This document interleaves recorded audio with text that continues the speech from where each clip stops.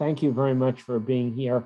And I would like now to just very briefly introduce our speaker tonight, and also show you his book, just in case he didn't bring his own copy. Whoop, let's see. I'm still never quite mastered the background thing, even after 2 years. So They Remember. This is available from OU Press, and it's exceedingly well-written book about Maksim's family. Born in Chernovitzy, Ukraine, Maksim Goldenshteyn immigrated to the United States with his family in 1992. He grew up in the suburbs of Seattle, where thousands of Russian-speaking Jewish refugees from the former Soviet Union settled. Maksim studied journalism at the University of Washington at Seattle and has written for newspapers in the Seattle area and beyond, including the Seattle Times. His book, So They Remember, was published in January 2022 by University of Oklahoma Press. And without, I think, being in danger of stepping on Maksim's talk, I'll just add that Maksim very, very brilliantly and very beautifully describes the travails of his family, and with a great deal of emphasis at the Peshera camp, which he'll talk about, I'm sure, at great length, but once again complicating the issue in Holocaust studies of what is a concentration camp, what is a death camp, what is an extermination camp. And it's an extremely well done study and a very moving one too. So I'm going to put myself on mute and turn it over to Maksim. Thank you so much. And I'm just going to share my screen now. Okay. Well, hello, everyone. I'm honored to be here with you this evening to commemorate Yom HaShoah, or Holocaust Remembrance Day. And first, I just want to thank the Schusterman Center for Judaic Studies for hosting this event, and Professor Levinson and Trice Hyman for extending this invitation, and for the very generous introduction. And of course, I'm grateful to the University of Oklahoma Press and its wonderful team for working with me these past few years on the book and helping me to tell my family's story. Because the topic of the presentation tonight is on a few chapters of history in Ukraine, and because I was born in Ukraine, I want to just say a few words about Russia's war there. It's been heartbreaking and horrifying, I'm sure for many of us, to watch the events from afar these past couple of months. And despite the march of time, I think the memory of the Second World War and the Holocaust and some of the contested issues therein are definitely being weaponized today as part of Russia's aggression in Ukraine. And so, this is one of the reasons why we confront history, remember and honor victims of episodes such as what we're witnessing, and we listen to people who've experienced this and who bear witness, and we do so we can confront hopefully future violence and navigate some of the distortions that are out there. So. And interestingly, the Holocaust has also been, I think, brought up on a few occasions by Ukraine's President Zelensky, who is Jewish, and for example, he spoke to Israeli lawmakers last month, and in appealing to them for help, he urged them, to remember, for example, that it was Ukrainians who helped save Jews during the Second World War, which I think drew some interesting feedback, and I think it maybe was a contentious point, but I think there's a lot of and I think there's a lot to talk about there, but it's certainly one of the main themes of my book that I'll be talking about as it relates to my own family story. So, I want to start off, not in 1941 or 1945, but in 1992, a few months after the Soviet Union collapsed. This is me on the left, sitting on my grandma's lap. I'm almost 4 years old. We're in our apartment in Transnistria, Ukraine, my hometown, and my sister is next to me, and next to her is my grandfather Motul. This was taken only a couple of months before we were granted refugee status and given permission to leave for the United States, where we arrived in July of 1992, and we were among the more than I think there were a few 100,000 of us that were Soviet-born Jews who were at the time immigrating to the U.S. as part of quite a large wave there. And here's a photo taken, I think, many years later, probably in 2006 or 2007. And these are, again, my maternal grandparents who, along with my paternal grandparents, in a way helped raise me. They were, at one point we lived together, they were watching me after school. So we were all incredibly close. But I have to say that at, the first 20 years of my life, I didn't, ask a lot of questions about my family's past, like a lot of immigrant families. The focus was, very much on the challenges of the present, or at least, maybe that was my perspective on things as a child. And so, first it was very much on making ends meet, slowly acculturating, building a new future. So, looking back is not something that I remember we did much of. And then one day, a couple of years after I graduated from college, everything changed as far as my perspective on my family history. So in 2012, I was 23 and I was visiting my parents when my mother, Svetlana, mentioned something to me in passing over breakfast, just kind of an offhand remark about my grandfather, Motul, saving people during the war. And I had no idea what she meant. And in fact, I don't even remember the context, but I wanted to find out more. I definitely remember that. And I had already by now, done some reporting, although I had kind of given up on that career and was doing something else. But my first instinct was still to come over to my grandparents' house, as I did every couple of weekends anyway. But this time with a notebook and pen in hand and my phone to record, and to ask them, what my mom was talking about. So as I'm sitting there at my grandparents' dining table about 10 years ago, eating lunch, my grandfather goes back to his bedroom and pulls out a shoebox, and it contained this booklet, which you see on the screen. And I also have it here still in the kind of the Ziploc bag that he gave it to me in. And as I would later find out, the booklet was compiled by fellow Holocaust survivors from my family's hometown in the 1980s, when it was, people were starting to talk about the Holocaust in a more public way. For a variety of reasons. But anyway, the booklet was filled with local testimonies. So as I sat there in spring of 2012, my grandfather proceeded to read the part of the written testimony in Russian that was included in this booklet. And it was something that he had submitted. It was only a few pages long. So the opening line of his story begins this way, kind of in the subheading, quote, "In came the fascists and the tragedy began." And so it turns out that during the war, my grandfather and his family were taken from their hometown in Tluchin, Ukraine, which is in southern Ukraine. And I'll show you a map a couple of times later on. And beginning with 3,000 others from this town, they were sent to a death camp in a nearby village. And it was established and run not by the Nazis, but by the Romanian allies. And this village where the camp was established was called Pichera, or Pichora, to use the Russian transliteration. I think is probably more commonly known by people familiar with this area. And I think to make matters more confusing, the camp was guarded not by Germans or even Romanian guards, but by Ukrainian locals who were kind of acting as policemen. And it was the Ukrainian people, as I would learn, who helped save my family, and for sure hundreds, maybe thousands, like them from certain death in this particular part of Ukraine.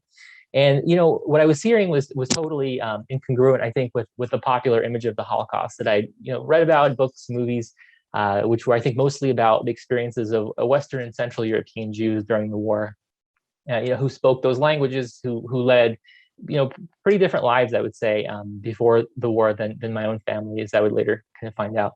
And again, at this point, I had no idea before now that my family could have been subjected to these kinds of horrors. And so when I went home, I basically searched for more information about the camp, and what I found was this report issued by a group of very prominent Holocaust scholars in 2004. This was a report that was issued in response to some really troubling statements that were made by Romanian officials, including the president in 2003, which made headlines around the world. And so eventually the Romanian government accepted the report's findings and ultimately took responsibility many decades later for what had happened during the war. But basically, to make a long story short, the commission that produced the report was chaired by Elie Wiesel, and the report said that the camp to which my grandfather and others from his hometown and up to 11,000 others was the site of, quote, one of the sites of the most hideous murders committed against Jews anywhere during the Holocaust, and that's kind of what the report says there. Which was shocking. I'd never even heard of such a place. And so after the first interview at my grandparents' house, I came back to their apartment in a suburb of Seattle to hear more for the next few weekends. And I think at that point, I wasn't really expecting to write a book. Mainly, I wanted to make sure I didn't forget what I heard. I knew inevitably 5, 10, 15, 20 years later, I'd probably regret not having recorded this and documented some of this history. And it was interesting because I had come to hear my grandfather's story, but the further along we went, it was actually, my grandmother who kept chiming in more and more. And I realized that she too had an extraordinary story of her own and was very much affected by all of this as well. And so now I want to, oops, did I? Let's see. Okay, so now what you're looking at is a map of Southwest Ukraine during wartime. And really at the heart of the story and the history that I'll be discussing today is this kind of relatively obscure territory occupied by Romania. And it was called Transnistria. Germany basically handed this territory to the Romanians, after their conquest of southern Ukraine, essentially as a kind of thank you for Romania allying with it in an invasion against the Soviet Union. You can see it here, this sort of area here shaded in the gray. It starts kind of in the Black Sea to the south. The western border is marked by the Dniester River, which is very important. The southern Bug River, it kind of marks the eastern boundary, and then the northern boundary is just kind of below Vinica there. So what makes this territory interesting, among other things, is that it was apparently the only large Soviet territory that was occupied by a country other than Germany, which is kind of fascinating. And I think this chapter of the Holocaust is I think complicated for a variety of reasons, although all chapters are. And I think maybe the most obvious complication is the fact that Transnistria shares a name with the Transnistria of today, which is, of course, in the headlines this week, and which you can find on many maps. But the Transnistria of today is referring to this breakaway territory of Moldova, and I'm referring actually to a completely different entity. It existed in occupied Ukraine only from 1941 to 1944 until the Red Army recaptured it. And then after the war, the boundaries basically disappeared. They were arbitrarily drawn anyway. And so to Transnistria, which was east of Romania, they basically, the Romanians violently deported 150,000 Jews from northern Bukovina here, then eventually southern Bukovina, and also Bessarabia here. So they were all deported into Transnistria. And then these populations of basically of Jews that were living here that were called Romanian Jews, then subsequently joined in concentration camps and ghettos the Jews that were already living in this territory, which had been a part of Soviet Ukraine, about 200,000 of them. And so I think in total there were something like 200 concentration sites within these borders. And I've labeled some of them on this map. So now I want to kind of zoom out and add some further layer of context and just talk at a high level about the Holocaust in Ukraine as a whole. So this is the modern map of Ukraine, and on the eve of the German-led invasion of the Soviet Union in the summer of 1941, within these modern borders, there were 2.7 million Jewish people, and this included territory that had been taken from Poland, 1939. So it may surprise some people to know that this made it the largest, I think, community of Jews, really on the eve of the Holocaust, for just a very brief moment, with Poland second and Romania third, as far as Jewish communities and their size. Of these 2.7 million Jewish people, about 1.6 million would be killed during the Holocaust, so about a quarter of all victims, and mostly before the so-called industrial forms of killing were adopted. Many hundreds of thousands of others were evacuated into the Soviet interior with the retreating Red Army. I know, kind of ironically, or maybe not, one key way to survive was actually to be drafted or to join the Red Army and to fight, and that was, for those who did manage to survive war, that was another way to survive. But only an estimated 100,000 of these 2.7 million Jews survived the war in the occupied territories and camps or ghettos, and that was the story for my family. So this is a pretty well-known postcard from the early 20th century in my grandfather's hometown of Tulchin, Ukraine. This was probably about 20 years before my grandparents were born. And it features the market square in Tulchin, which was then a part of the Pale of Settlement and Tsarist Russia. And Tulchin is basically the backdrop for much of my book. And it plays a huge importance in the story. So here in this town and countless towns in this vicinity, just under half of the population was Jewish, so pretty big.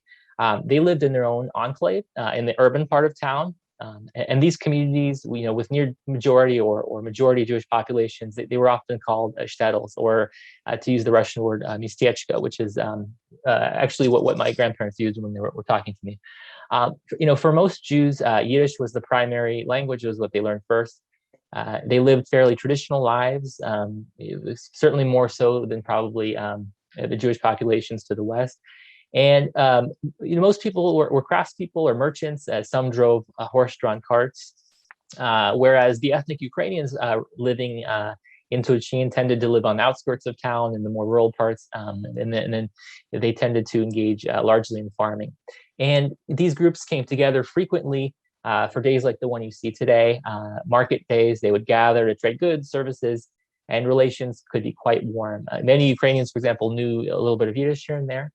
But I think, as many of you know, long periods of relatively peaceful coexistence were from time to time interrupted by quite horrific violence.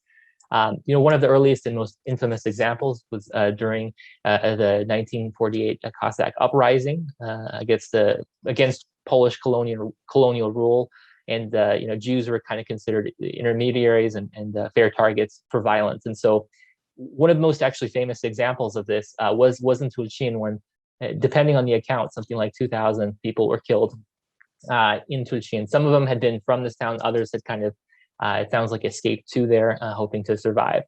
And of course, it was not spared by the Russian Civil War either, which followed the Russian Revolution.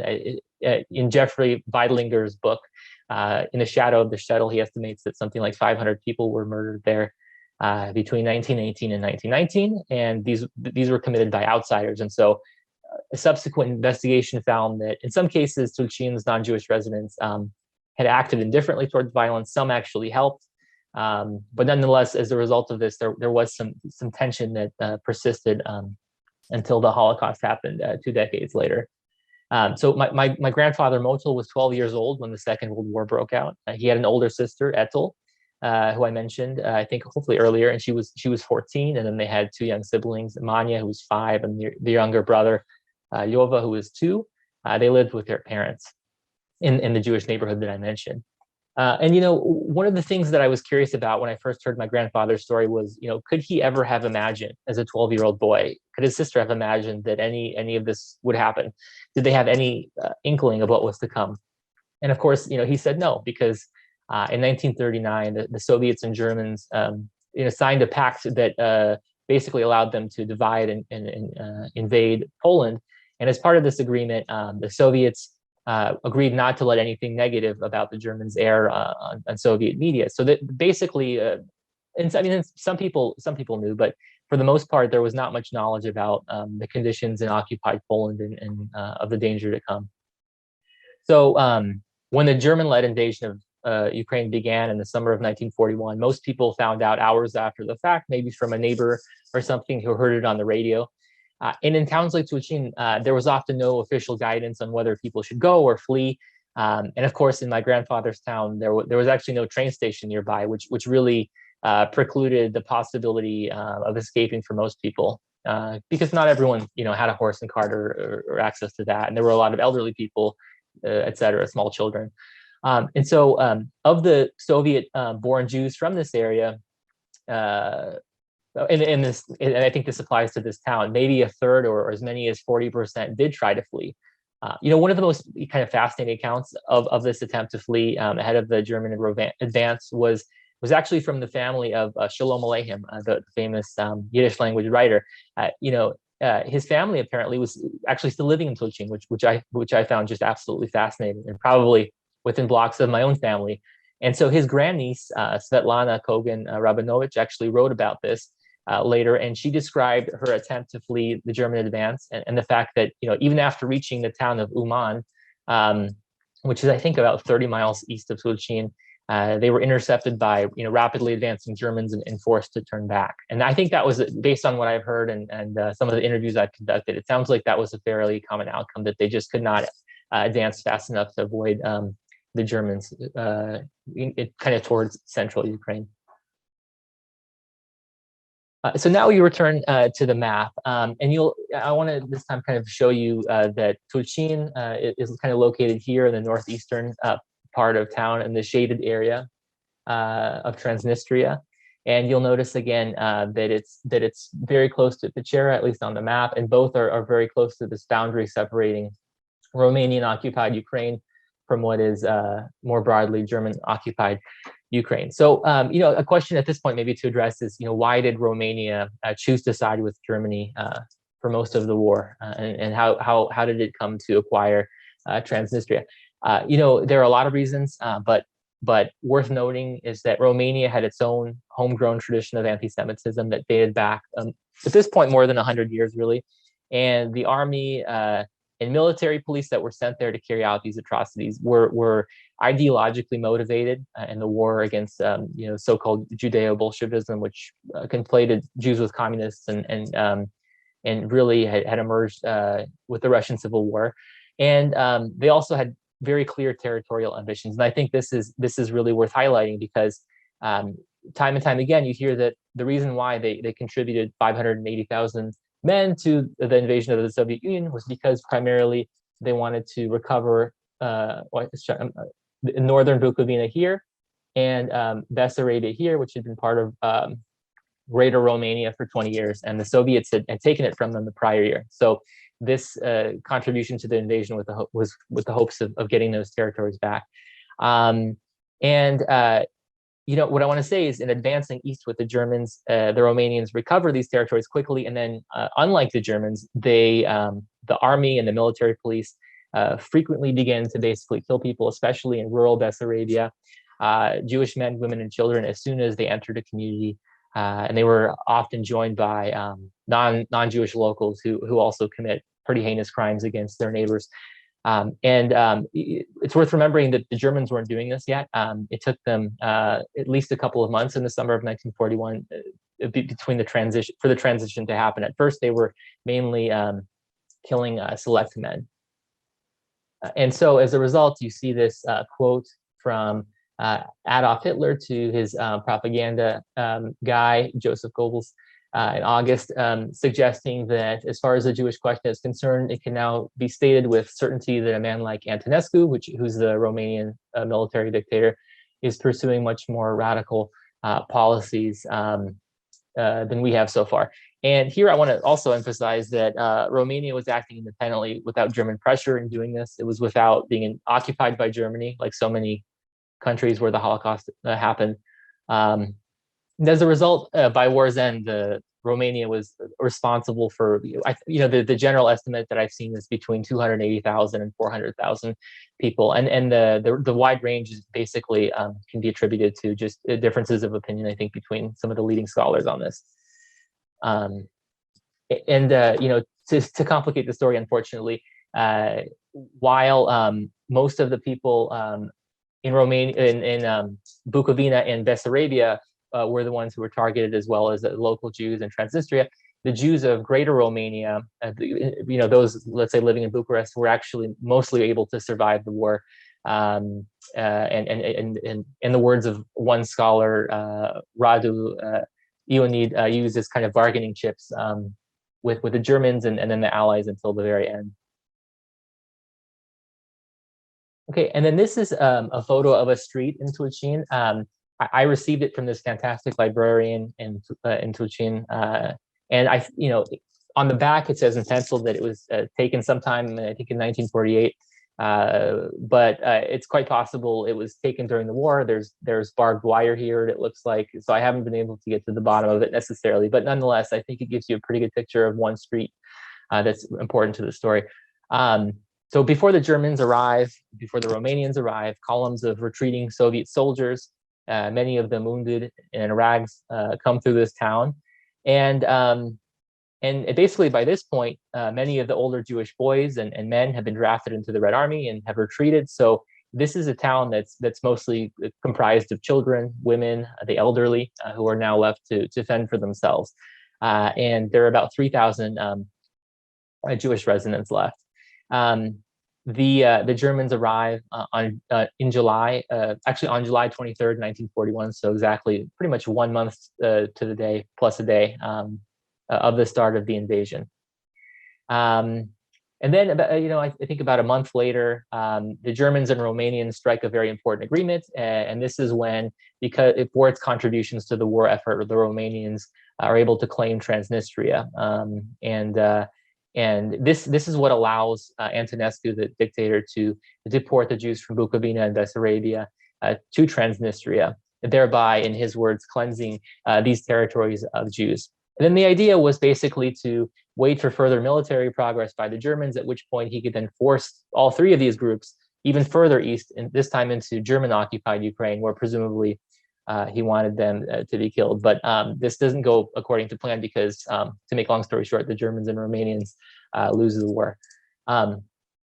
So basically, after a Jewish ghetto is established in Tulchin, there becomes an epidemic of typhus, and basically in an effort to try to stem this, the Romanians decide to, for lack of a better word, quarantine the Jews in a distant village. They don't want the typhus to spread to themselves, to the civilian population, to affect their supply lines. So they march about 3,000 Jews from the Tulchin ghetto to this village in Pichera, which I believe is, I think, about 35 kilometers away. And they are taken there by the military police. They arrive after having spent 2 nights in an open field and then a barn. They're obviously exhausted, hungry, caked in mud, carrying only the food and possessions and clothes that they've managed to bring with them. And they've been walking through deep muds, and in many cases having to carry small children in their arms. Some of their family members have already been basically shot to death for not being able to keep up with the columns from Tulchin to Pichera, or some simply collapsed due to exhaustion, many elderly people. And so the Romanians refused to let them stop and even say a prayer, and were forced to simply leave them behind. The village that you see is quite idyllic. You can get a sense of that despite the horrors that went on there. It's located on the southern Bug or Bu River, and again, it was located on the very northeastern edge of Transnistria. Across the river, which you can actually see, you can see the river here. Across the river was German-controlled territory. So this is right on the border between Romanian and German-controlled land, and that plays a big role in the story. So when Tulchin's Jews were arrived, they were the first wave of camp prisoners, and they were forced through a gate that appears on the cover of my book. And then they were forced to march down this long tree-lined alley, which you see here. And basically, they were then left to basically find shelter wherever they could. In many cases, people went here, which is a large 3-story building. This has obviously been renovated a number of times. It's not exactly what it looked like before, but it's the same building, which incidentally operates as a hospital today. Kind of disturbing fact. But anyway, before the war, this territory had been basically a tuberculosis hospital intended for Soviet war veterans. Before that, it was actually quite fascinating. The whole territory, this whole area had been an estate for one of Poland's most famous families. And actually, they had erected a palace here where the hospital stands. But during the Civil War, the palace was destroyed. Much of the grounds were destroyed.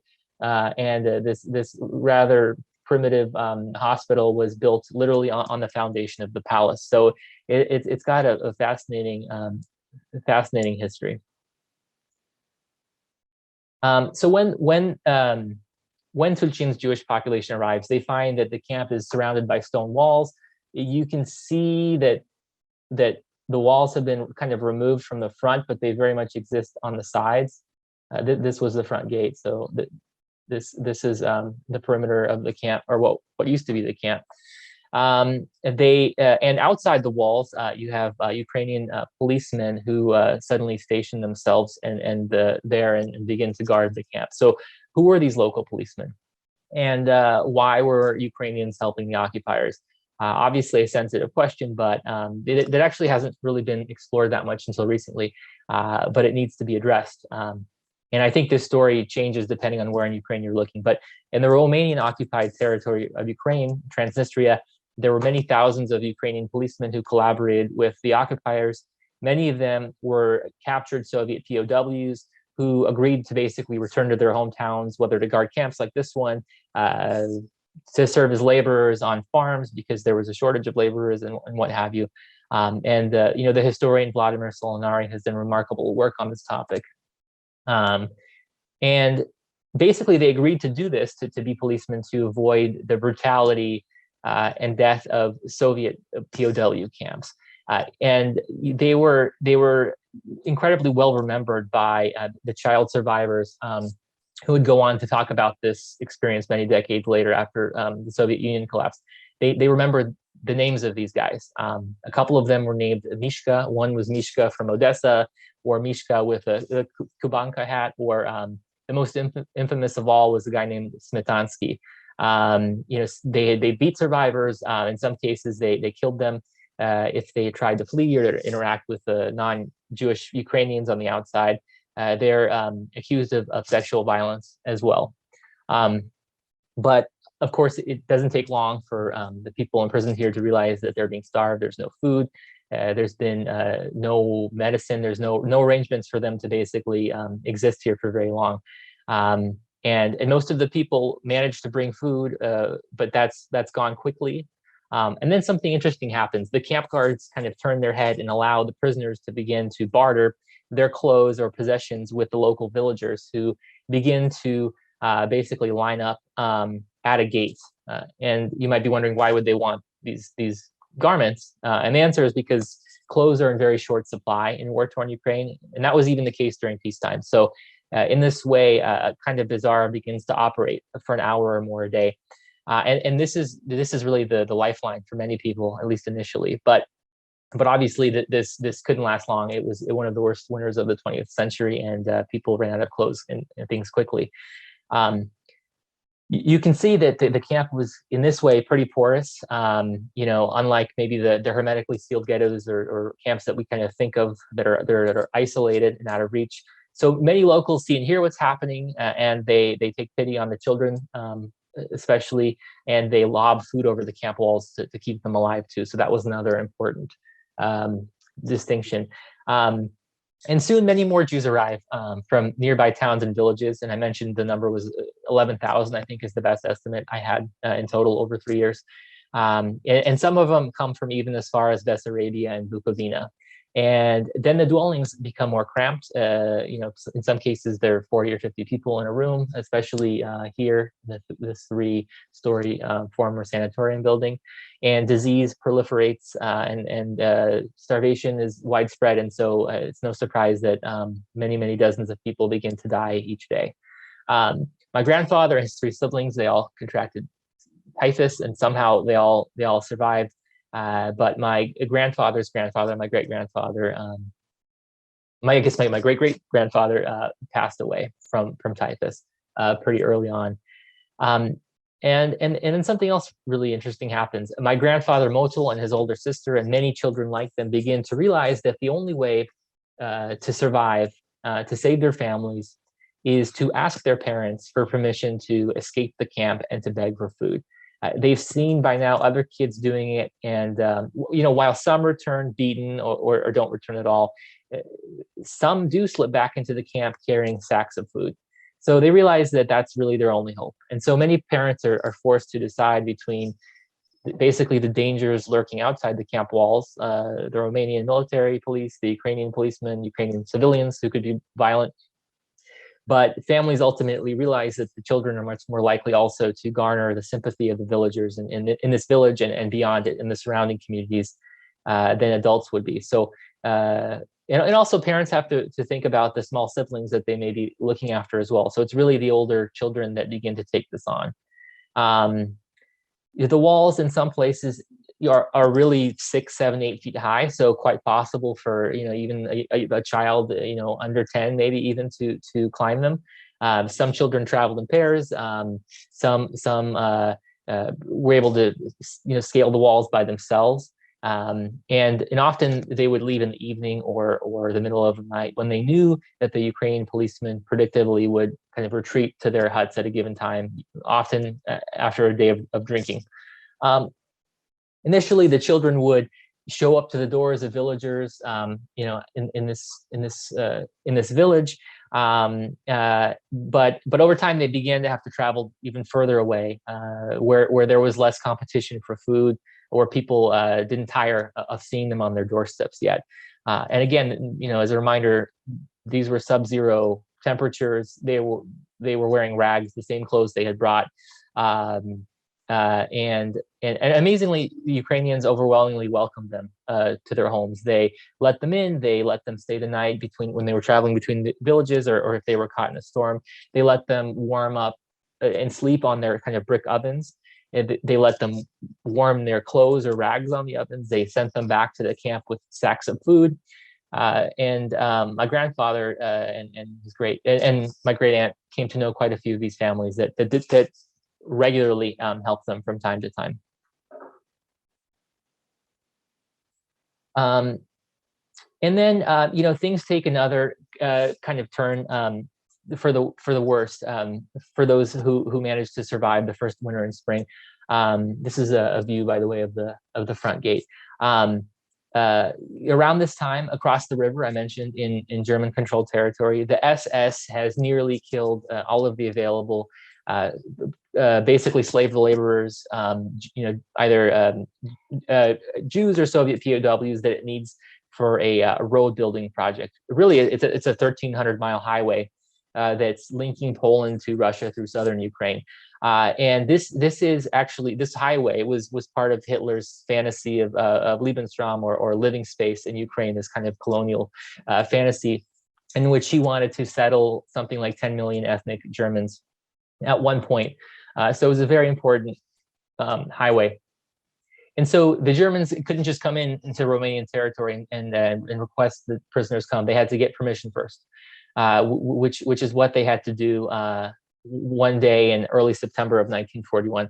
And around this time, in Pechera, villagers started coming up to the camp walls. My grandfather remembers a woman warning his family, look, there are people who are from 3 different villages digging mass graves in the nearby woods, kind of a forest clearing.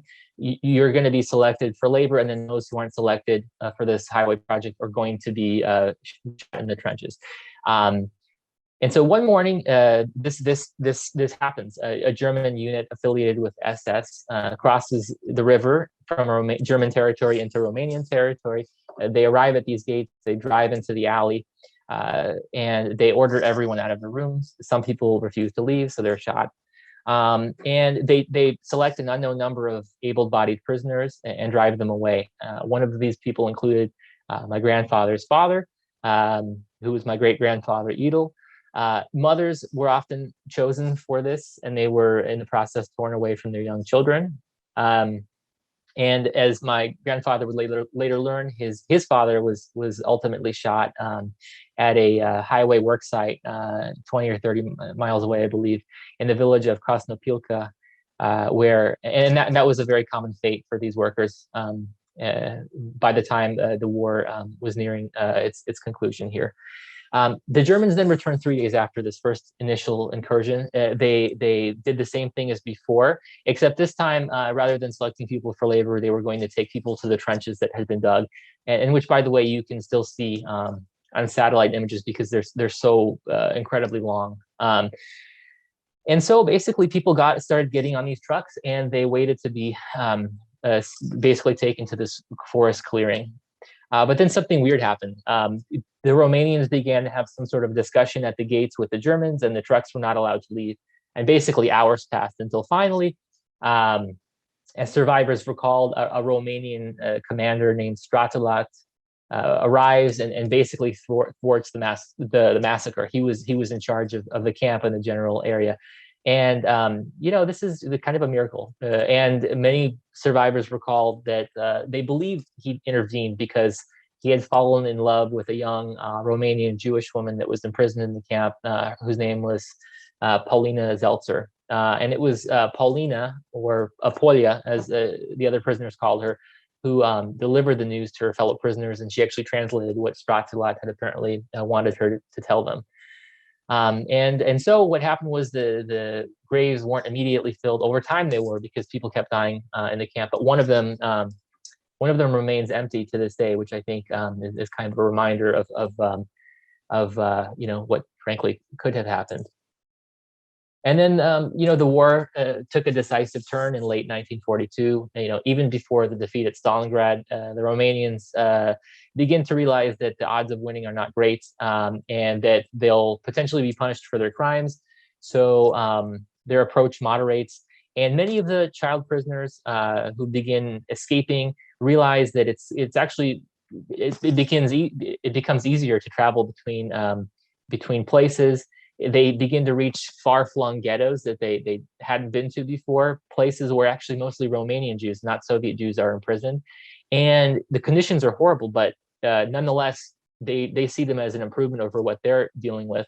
And word quickly spreads that there's canteens, that there's medicine, and that they're less likely there to be taken away for slave labor. So suddenly, fellow Jewish survivors in the camp began to ask my grandfather, who's turned 14 and has developed this reputation for traveling, looking for food for his family. They know that he has a network of local Ukrainian families willing to take him in, provide food. These fellow prisoners now ask him to bring them to some of these safer ghettos, in hopes of maybe reuniting with family members, for example. And they pay him in food or money for smuggling them there. So this was beneficial to his survival. And basically, he ends up saving people probably who would have otherwise died of hunger in this camp, and who didn't know how to get out otherwise. And sometimes he even carries messages between the camps and ghettos for payment, helping families communicate. And slowly over time, the word continues to spread.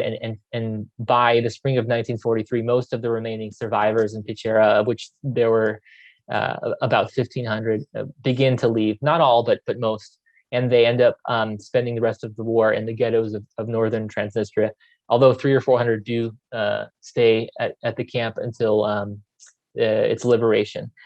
And finally, my grandfather convinces his mother, after a lengthy argument and kind of a lot of, he was a teenager, and he just wanted to do what he wanted to do, and kind of forced her hand and forced her to allow him to take her and the three other kids in the family to a ghetto called Jurin in kind of the Northwest Territory. And they got there again, as mentioned, in March of 1943. And finally, a year later, the Red Army enters, and they begin to liberate Transnistria's camps and ghettos. And as mentioned, only 300 or 400 people remained behind in the camp, and they remained behind to see the liberation there. And for me, this was one of the more fascinating parts to hear about as I listened to survivor testimony, read testimony. And it was especially moving for me to write, because the camp was liberated by a young Yiddish-speaking Red Army Jewish Red Army captain who's pictured here, and who would eventually write about his experiences of speaking Yiddish to reassure the prisoners he encountered at the camp that he was there to help them. And you see here part of the letter that he would later write to one of the survivors, describing kind of the scenes that he saw when he entered the camp. His name was Boris Naiman, and as you can see, he was incredibly young at the time, which is not surprising. And so for many Red Army soldiers like him, they encountered very few living Jewish survivors in Ukraine as they traveled from east to west while driving the Germans and Romanians back. And it was really only in Transnistria where whole communities remained somewhat intact because the Romanian dictator Antonescu was never really able to send surviving Jews across the Boo and into German hands as he had intended. And basically his policy stopped. And so similarly, during the liberation of the nearby ghetto that my grandfather and his family had fled to, there was also a Jewish Red Army captain present for the liberation. And in his case, the soldier had managed to liberate his own father from this ghetto. And so basically, as the Red Army forces the Germans and Romanians further west, many Romanian Jews eventually are able to be repatriated back into Romania, although it's a very long and perilous journey. And most, within a couple of decades, my understanding would arrive in Israel or if earlier in Palestine. And Soviet Jewish prisoners, many of them children and their mothers, the elderly, they are free to walk back basically right after their liberation on the same day, free to walk back to their hometowns by foot, 10, 15, 30 miles away, let's say. And this is often where they remained for decades in the towns. They weren't, of course, allowed to leave for places like the West. And so when they returned, a couple of days later, let's say, they basically received no guidance on what to do or where to go. The old Jewish neighborhoods in which they'd grown up were now completely destroyed. Houses had been taken apart for firewood. So, what did they do? My grandfather basically was walking around and spotted an empty shack. It used to be here, my uncle recently told me, between these kind of two apartment buildings. It's obviously gone now. It's since been razed, but it was in this one room shack that no longer exists, with basically a large closet that doubled as kind of a second room. It had no plumbing, no electricity. This is where my grandfather, his mother, and siblings would live for 2 decades until new apartments were finally built in Tulchin. There was a severe housing shortage, and that's why it took so long. And it was here actually that my grandmother Anna would move after meeting my grandfather and after they got married. And it was also here in 1964 that my mom Svetlana was born and spent her first 2 years as well. This shack that my grandfather had basically broken into right after leaving the ghetto. And it took until, I believe, 1966 for them to get permission to live in one of these new, at the time, kind of Khrushchev era apartment blocks.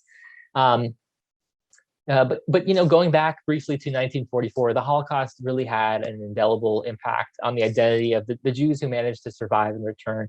It wasn't just the fact that the majority of people had been killed, or that many fathers, brothers, husbands, friends had been killed fighting in the Red Army and wouldn't return.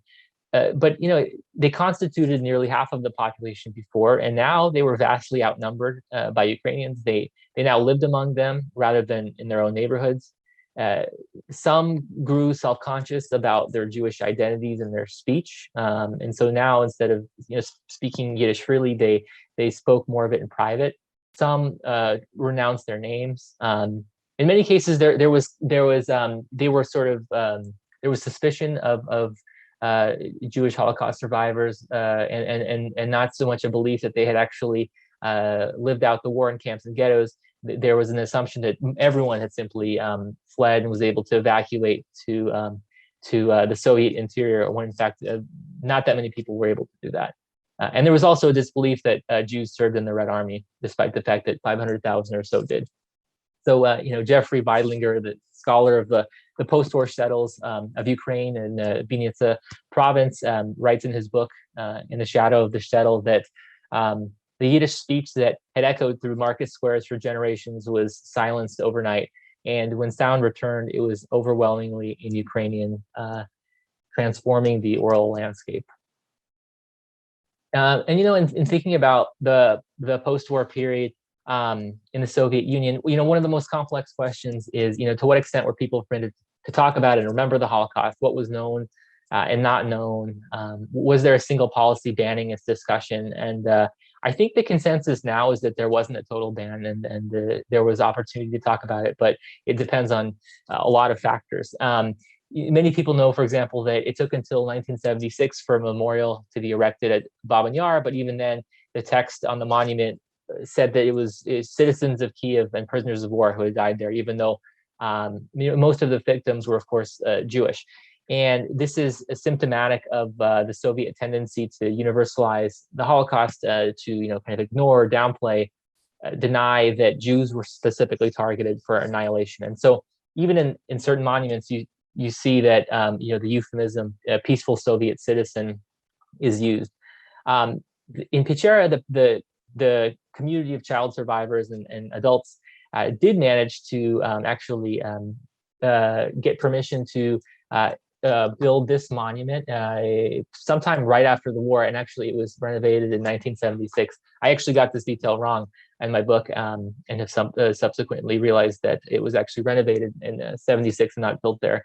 And it turns out this was quite common, despite the fact that there's an assumption, I think, that there was kind of a total ban on Holocaust memorialization for a while. In fact, the historian Arkady Zeltser wrote in his recent book, Unwelcome Memory, with Yad Vashem, that something like 700 different groups across the Soviet Union did persevere and managed to build monuments like this one, honoring their loved ones. And of course, this kind of fits within the Jewish tradition of Herban. I hope I'm pronouncing that right. I've never said it, but it means destruction, and it deals with preserving the memory of all of the many catastrophes in Jewish history. I also wanted to kind of zoom in and on this particular memorial. I'll note the photographs on this monument, because they show the Warsaw Ghetto uprising heroes. And it's a story quite well known in the Soviet Union. And so, according to Arkady Zeltser, whose work I mentioned earlier, they're basically included here to remind people, or to sort of push away against the Soviet narrative that Jews, simply did not resist at all, that they passively, went to their deaths, which again is a kind of a common assumption in Soviet society. And so it's sort of the inclusion of these images is sort of a testament to the Jewish people who did resist and do their best to survive. And I think the story of the child survivors is a pretty good example of that. But even with the existence of these monuments near the mass graves, these were out of the way. They were in a remote clearing, so you had to know where to find them. You had to travel down a kind of a dirt road to get there. But the camp itself wasn't actually marked. There was no plaque. There was nothing indicating that a death camp had operated there until 1989, despite appeals of the Jewish community, and despite documentary evidence in the local regional archives that showed that a camp had in fact existed there. And so this is my grandfather Motel. I know we're kind of running short on time, but this is one of the earliest photos I have of him. And this is as he's serving the Red Army. And I think this photo is of him at the age of 20. And I should note that he himself wasn't really interested in returning to the camp for a number of years, for obvious reasons, after he survived. And I haven't shown yet his siblings. So this is Manya, this is Ethel, his older sister. And this is Manya, his younger sister. This, I'm assuming, just after the war, perhaps a few years later, when they're maybe in their early 20s or something like that. And this is one of my favorite photos. This is taken in 1957, and you see here, this is my grandmother's cousin. This is my grandmother. This is my grandfather Motel. This is his brother Lyova, and they are standing on the banks of the Southern Blue River. You can't really see it, but off here to the right are the steps that lead to the former death camp that was now operating as a health resort. My grandfather is here for one reason, and that's because he's about to marry my grandmother, and he's visiting her hometown. And as I would later learn, my grandmother had actually belonged to the former very small pre-war Jewish community in Pechera, and had returned there. And so that's what brought my grandfather there. And it was actually during this visit that my grandfather accidentally ran into a former Ukrainian policeman who was now very old and had at one point been sentenced to something like a 25-year, basically the 25 years of hard labor for what he had done. But this was pretty typical, the fact that these guys were usually let off the hook after only a few short years. Basically after Stalin died, some of these convictions were reduced. Okay, and so then in 1959, a few years before my mother was born, the Jewish population in Tulchin was something like 2,500 people. And this is right around the time my uncle was born. So even amid a baby boom, you never quite reach the numbers that you did earlier. And I also just want to say that, as far as Jewish identity, my grandparents here were part of really the first generation of Soviet-born Jews, where Judaism was kind of separated from Jewishness, and the Soviet authorities denigrated and discouraged religion. So many of the traditions that maybe their parents had known or grandparents had practiced were no longer, for example, transmitted for a variety of reasons to their children. And here's kind of a cool photograph. I know I'm actually over now, but it's one of the old homes in Tulchin that clearly has a very distinct Jewish architecture. And I think it's kind of one of the last vestiges really of Jewish life, and it still stands today, from my understanding. But I should say that in the decades following the war, Jewish communal life, despite things like this, continued to decline. The last synagogue was closed in 1959. And even something as simple as celebrating Passover was complicated because my mother remembered, for example, having to at night, her and her brother run to a neighbor's house or something with pillow sacks to kind of sneak some freshly baked matzah home. So that was kind of the state of things there in their hometown. And as mentioned, it wasn't until 1989 that the Soviet government recognized that a camp had existed here. They had previously denied its existence by survivors. And yet, finally, when they did agree to put a plaque on near the front gate, they wrote the following in Ukrainian. It says, "In the village of Pechera, in the district of Tulchin, on the territory of the former Pataki estate, during the years of the German fascist occupation of 1941 to 1944, there was a fascist death camp in which thousands of peaceful Soviet citizens died." So even in the late Soviet era, there was an effort to not clearly state that Jewish victims had died here.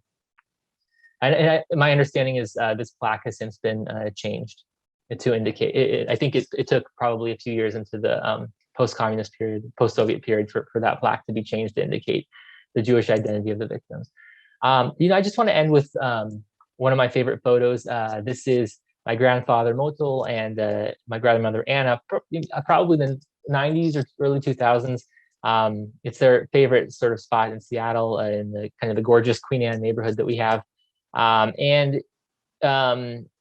this is one of the places that they love to take us. What I would probably say, and kind of just closing about the Holocaust, is if they were asked, I would say it probably did not define who they were. I don't think they would define themselves as Holocaust survivors first. I think the way that they would describe themselves is probably as providers, people who took care of their families in any way necessary, and they were absolutely devoted to their families. My grandmother Anna is still with us today. And just one last thought. As far as my own journey, it began with feeling the need to give voice, I think, to Soviet Jewish survivors who we don't necessarily hear from when we talk about the Holocaust. But as I began to really excavate my family story, the history of Jewish life in this part of southern Ukraine, I realized that I was really tracing my family's journey, not just during the Holocaust, but across kind of the wide arc of the 20th century. A time of change of all kinds, violence, and often the loss of traditional Jewish identity and culture, but also perseverance. And I think moving forward, knowing what was lost as far as identity, culture, and knowing how much we've gained by being in this country, I think that knowledge will be instructive, and I think the ways that I approach my own identity and future with my family. So thank you very much. Thank you, Maksim, for your presentation. I really look forward to reading your book. I have many questions, but I'll just ask one for now. Can you tell us a little bit more about your research process? Because you focus on, on a place that is not, as you explained in the beginning, is not well known. Where did you find the information about it, this? Yeah, well, thank you so much for that question. I think, at the beginning, I focused mainly on interviewing my grandparents. I was also able to interview my great aunts and one of my grandfather's best friends who experienced this, as well as a couple of other survivors. So that was really kind of the context that I was working with. And then I realized that that there were some things that I just didn't understand at the time. I hadn't done the reading on the Holocaust in Romania. It was beyond anything I'd ever heard of. And so there's a lot of actually secondary research, quite a bit that helped me fill in the gaps as far as what happened and when. So there is a lot of documentation as far as dates, where people were transferred, where they came.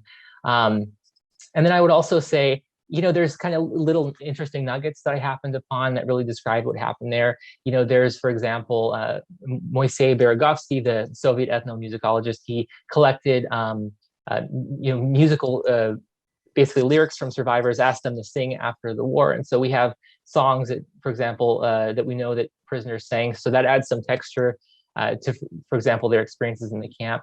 And also there were just things that that I heard from my own family that didn't quite fill in, the full picture as far as the events. So I relied on many dozens of other survivor testimonies from archives all over the world, whether written or oral. I think that USC Shoah Foundation was a big source.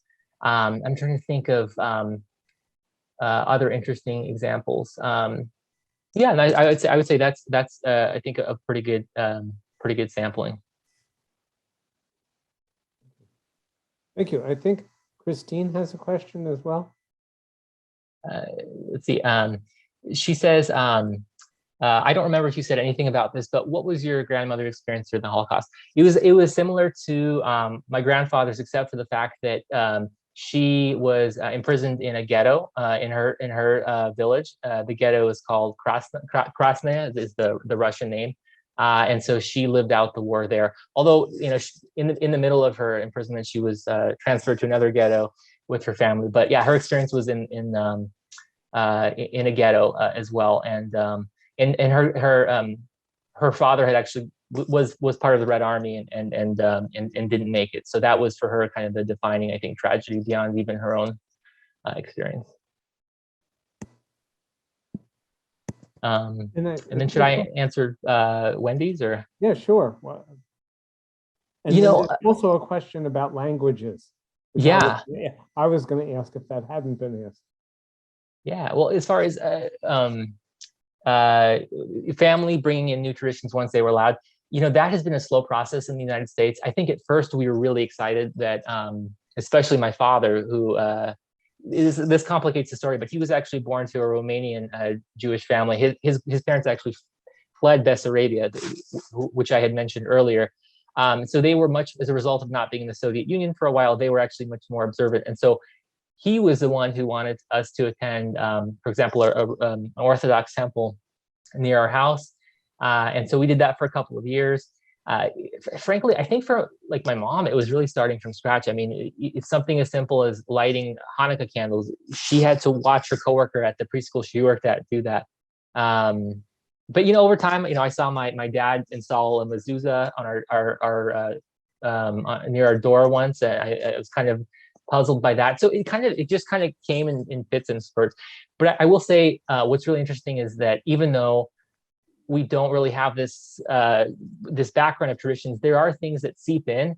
And, for example, oddly enough, like funeral culture, it seems like my mom knows everything about what is done and not done. But I don't think it's because, she links it to any kind of religious practice. I think it's just a way that, things were done, right? And so I think that's the prism through which we've been able to kind of transmit some of these practices to.